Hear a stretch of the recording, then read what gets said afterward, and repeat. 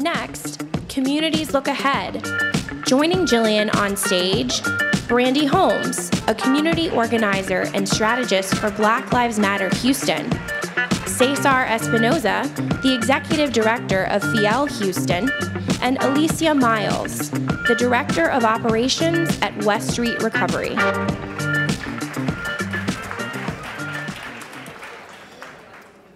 All right, so I figured we would start this off. I want you guys, as people who are out in the community, talking to people, advocating for them, to talk to me about what you see as the biggest needs, the biggest challenges that these communities are facing when it comes to issues of criminal justice and policing. And Alycia, I want to start with you. Sure. I think the biggest challenge that we're facing is a lack of support for community organizations. When you sit in a room with officials and you ask them if they can name grassroots and other community organizations that are actively working in the communities providing case management, they cannot name them. The only one that comes up is My Brother's Keeper. And I think that recognizing who those organizations are, who those organizers are, and actively supporting their work is going to help alleviate the pressure that they feel on their criminal justice system. And I don't see that support in the communities. All right, Cesar. Number one, thank you all for being here. Thank you for inviting us. I'm glad this is a 12-hour program because there's so much to discuss and there's so much, this can't be summed up in a couple of minutes. But one of the things that our community faces, and I work with the immigrant community, 600,000 undocumented people live in the greater Houston area, meaning that 1 out of every 10 Houstonians is undocumented, like myself.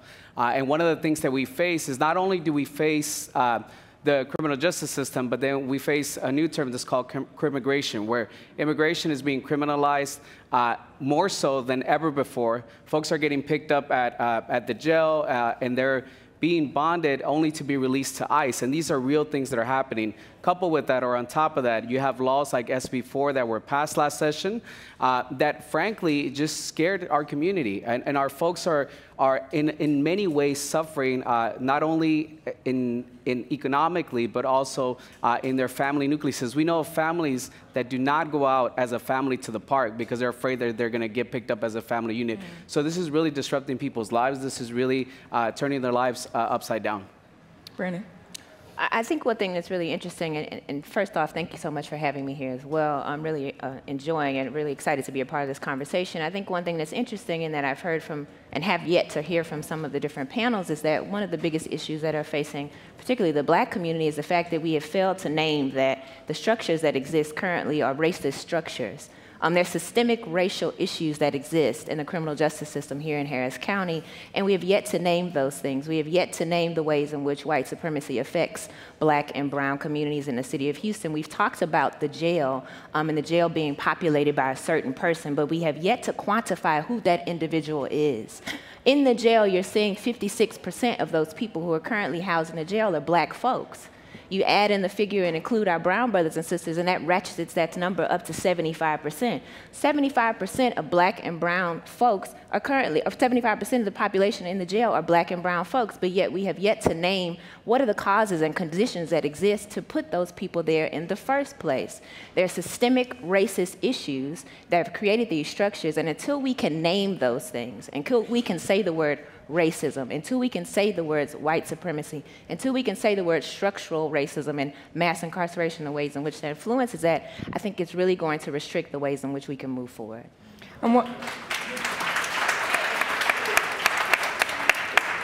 I'm wondering how each of you thinks about the balance of public safety versus over-policing. And Cesar, I want to start with you because, as you mentioned, in immigrant communities in particular, there's a lot of nuance to think about when it comes to involving the police, calling the police.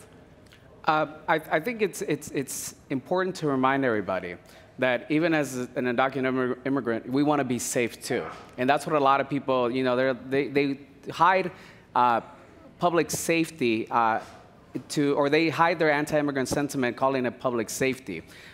There's a Chief Acevedo released a statement about a year ago now that said that people reporting rape, women reporting rape in the Latino community is down 40%. That does not mean the rape is not happening. It's just people are so afraid to come forward, and that in the end is going to hurt you. It's going to hurt me, because we're going to have these people who are running around who have not paid for their crimes and who are just running around free. There's been instances in Houston of gangs targeting undocumented immigrants, specifically males, on Fridays and Saturday nights, knowing that they carry cash, and targeting them and stealing from them, knowing that they will not report crimes to the police. So obviously, it's an issue. It's an issue that's going to grow under SB 4. It's an issue that continues to grow, and it's very difficult for groups like ourselves to go out and say, you know, you should call the police when people associate police with ICE. So one of the things we must do is divorce ICE from police. And make sure that they're separate entities that know that local government should not be doing the federal government's job, but local government should be protecting the citizens, including the undocumented folks who live among us. So it's really important to make that separation, and for us to know that this does have implications. I now have a work permit under the DACA program, which could end at any time, but you know, I'm still very afraid when a police officer pulls up behind me. I automatically think, what did I do? Did I do something wrong? Is this it? You know, so it's very important that we get to the root of the problem, that we divorce police from ICE, and that we move forward as a community together. Alycia, how are you thinking about it? I think the same sentiment can be said for the Black community. There's a lot of talk about policy-wise around creating this better relationship with the police in the community, where you have to recognize that the individuals that are being shot and killed by police are young individuals, 13 to 24. These individuals they don't have an issue with how to communicate with other people. And when we tell Black and brown children, when we pass legislation that says by the time a child graduates high school, they will have to take a class on how to properly interact with the police, what you are saying is, because your skin is different, you have to behave differently. I have a young brown child. She is very intelligent. As a mother, it is against everything I stand for to tell my intelligent child who knows how to speak her mind that when you see a certain type of person, you are no longer allowed to be yourself. That's taking away our humanity. And so when we talk about over-policing, the question that policy is trying to answer is how to prove that there are good police. We're not asking that question. We know that. We're not stupid. We know that all police aren't bad. That's not the question we're asking. The question we're asking is, how do you retrain the officers that have a bias? How do you help them recognize their bias so that they don't approach situations in that manner? That's the question that we need to answer. I'm wondering, do you guys have any thoughts on how that can be done, how police can be retrained, if you guys have seen any promising ideas or models? That's a no? It's a no across the board? No, I mean, I think it's important to, you know, exactly what you said, and I wholeheartedly agree with it. One of the things that worries us about this new proposed course is that there's no talks of working with undocumented youth on how they should also respond or work with police and things like that. And we were talking about last night is, you know, we as a community should not be worried about being ourselves, about existing, but rather we should tackle the systems that are in place that make these things happen and make tragedies happen. And we really, it's a fine balance, because at the end of the day, you know, we all want to go home and, you know, and enjoy our evening or enjoy the rest of our day, but we cannot ignore the fact that there are officers who have big biases. I've heard it from officers myself. In rallies, we see it when, you know, there's anti-immigrant people protesting against us. They enforce laws on us that they don't enforce on them. And when we try to call them out, they just tell us to shut up, that we don't know the laws according to them. So we're not saying that all officers are bad, but there has to be an active search and an active need and want to include community in the conversation so that we can know how to move forward together. So I think based on some of the conversations that have been had on stage and the conversation we're having now, it seems that there is a pretty sizable gap between how communities say they feel about policing and their relationship with the police and what the police say that they are willing to offer communities and how they feel about communities. I'm wondering if you guys think it's possible to bridge that gap. Brandi, I want to start with you. I think I really struggle with this, obviously. I think what we're seeing is a real crisis of imagination. Claudia Rankin said it really poignantly, I think, when she said that because white men cannot police their imagination, black men are dying. And I think what we're seeing here is that what is rooted in the fear of black and brown folks in these communities is based upon reality. It's based upon what I see in my interactions on a daily basis with law enforcement. When I call law enforcement, in particular, I was at a meeting in the Sunnyside community here, not too far away from here, a couple weeks ago, and there was comments about public safety. While these individuals in the community are very concerned about public safety, they're also very concerned about the ways in which they're vilified when they call law enforcement. One elder mentioned that when she called law enforcement, they came to confront her about, why are you calling us?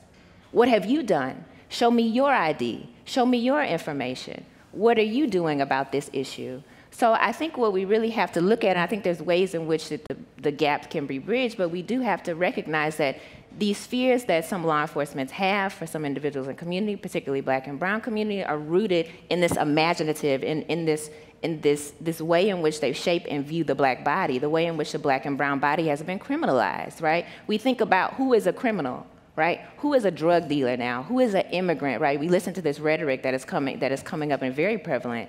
They're murderers, they're drug dealers, right? Who do we imagine when we hear those words? We're not thinking about a white boy, right?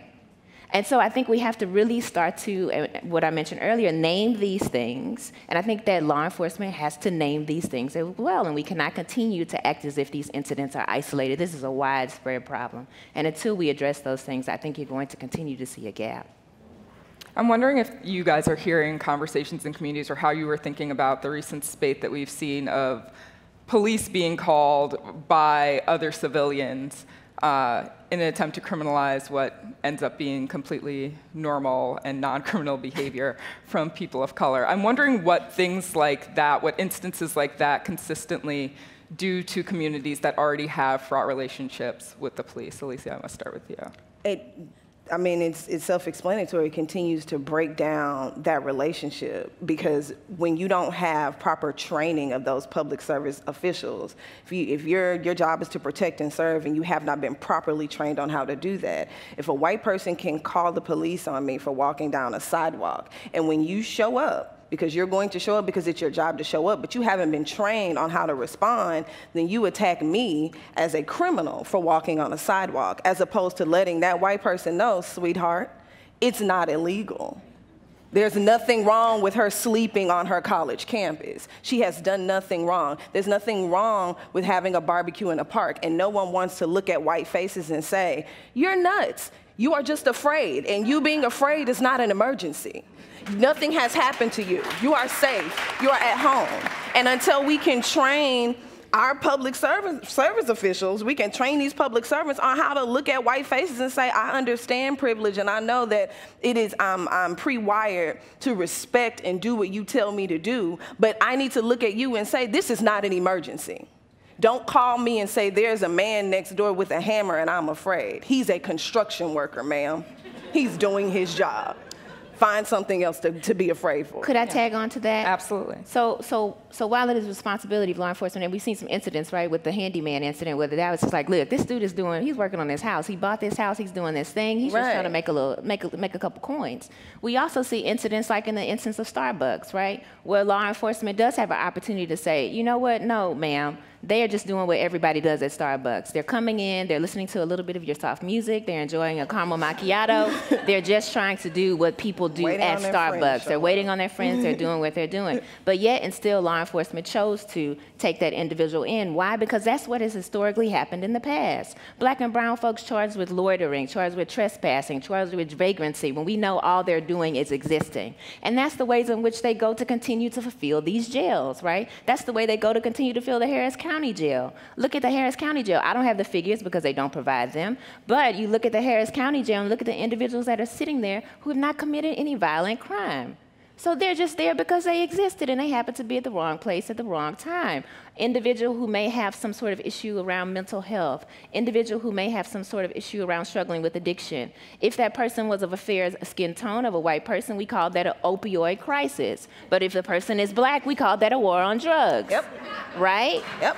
So, I mean, when you see these very staunch differences, we look at the opioid crisis now, they're investing millions and millions of dollars in rehabilitation services.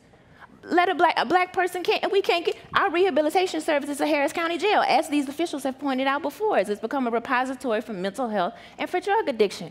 Black and brown folks are not afforded the luxury of having drug addiction. We're not afforded the luxury of having mental health issues. Stealing candy bars. Children can't steal candy And we bars. haven't even mentioned survival crimes, right? Like, let's get to the real root of the issue. Why is this individual even participating in this activity in the first place? Well, it's because maybe I can't feed my child, so maybe I'm stealing this candy bar because I'm gonna refund this money so I can buy some Similac so my child can eat. Maybe I'm trying to pay my rent. Let's talk about the real disparities that exist in wealth, education, HISD, and all these other institutions that exist in this city that create conditions for individuals to have to even consider participating in this behavior in the first place. Cesar, it seemed like you had to get in there. I mean, and like I said, this is such a layered issue because for an undocumented immigrant, this can mean a totally different thing in terms of like if we commit a crime or even if we're charged with a crime now, because of the policies that have been set up, we can in effect be deported. And we know people that have been deported and how this deteriorates the communities. People hear this. We have this thing we call the Comadre Network where everybody talks to each other. It's really good for organizing, but also very good for spreading rumors and fears. And what people talk about it, and people talk about, you know, that police are going after them, that ICE is going after them, and it goes back to the real problem that we must separate these two entities so that one of them can do their job and doesn't have to do what somebody else's job in order to keep communities safe. But it has severe repercussions in the community. You know, I wish this was this needs to be in a city such as big as Houston, as important as Houston, who claims to be the most diverse city in the United States. We need to have those hard conversations where we talk about how we can set the example for the rest of the country on how we're going to reform ourselves and how we're going to work together to make our communities more safer. I want to let the audience know, you guys know what the deal is. I will be coming to you for questions in just 1 second, so get those hands up, condense them down, and there are mic runners on either side. I'm wondering, after everything we've talked about, what are the things that local and state leaders need to know and be doing to create change? Alycia, I want to start with you. They need to not exist in I know the term I hear a lot is silos. So you sit in these silos as policymakers and change makers, and you talk to each other about what these problems are in communities that you don't belong to. And you have no idea how to fix or help or serve those communities because you don't belong to them. It's your job to provide consequences to these community members, and you don't open up the door and you don't allow those community members to come into these silos, to enter these bubbles, and give you real problems that they are facing so that you can provide those solutions. And I think a lot of this is when we talk about criminal justice, and it's really easy to say the criminal justice system has become a catch-all for mental health, has become a catch-all for, you know, people who are experiencing homelessness, has become a catch-all for drug addiction. Well, if you want to combat those things, you need to go back to those communities and find a way to support and address those problems before they get to you. Because it's one thing to say that this is what we do, and this is, as the criminal justice system, we've been tasked with, we have to take in all these people that do this, but you're also not helping find a solution for that. If you want to recognize that someone has a mental health issue, turning them away just by saying, oh, well, we released them, so that counts toward our percentage. They're not in the jail anymore, but they're back on the street, so guess what they're gonna do? They're gonna be back. You have not provided any course for them to go through. You haven't provided any organization. You haven't sent them directly to an individual that can continue their case management in a community level. And those programs exist, those organizations exist, but you don't want to hear those things. And I think policymakers need to make sure that the questions they're answering are questions that are actually being asked. And that seems like that's where the disconnect really is. Cesar and Brandi, do you want to quickly tack on to that? I think it's important that, to echo what Alycia said, I think it's important that folks go out there and talk to communities. There's many concerns and there's many things that pop up, and there's aggregated pressures put on our community. For example, Harvey. A lot of people, as Houstonians, we suffered through Harvey. But undocumented immigrants, we suffered even more. We didn't get access to FEMA money. We didn't get access to a lot of things. So rebuilding our lives and coming back to what we used to have is 10 times more difficult. And folks need to be aware of those situations. And for elected officials, I mean, we need elected officials to have the guts to call these things out and to pass policies. It's good on rhetoric to say we're a welcoming city, we're in this and that, but what are you doing about it? Not just talk about it, but be about it. Because we're doing the work in the community. We need you to do your work where we put you so that we can protect our communities even more. And we need you to stand up. When injustice is there, we need you to be the person who calls for justice and stand up for our community, because that's what you're there for. Yep. Brandi, do you have a quick response? And I would say yes to all of that, and I think the solution is equity. And I think we talk about equality far too often, and that's not going to solve the problem. Equity is going to take a personalized approach and look at that individual community, that individual, and say what is needed for this person to at least get to a level in which they can even consider thinking about thriving. You look at Maslow's hierarchy of needs. Many of our people are just at the base. We have our basic needs are not being met. How then are we expected to self-actualize, right? This whole concept of pulling yourself up by your own bootstrap does not exist for Black and brown folks. Look at the wealth gap. What was the recent statistic that was published? It'll take 3,000, 15,000 years before Black folk have enough money. That's not right, but don't go ahead and fact check that. But the point is that there are so many gaps that exist that the only way to solve the problem is equity. And that's what I think we need to move towards. Yep. All right, we want to quickly go to the audience. I think there's one right there.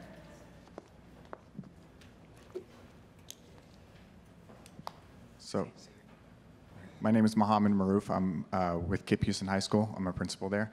I can't help but notice, but of the 9 people before you, 2 of them were people of color.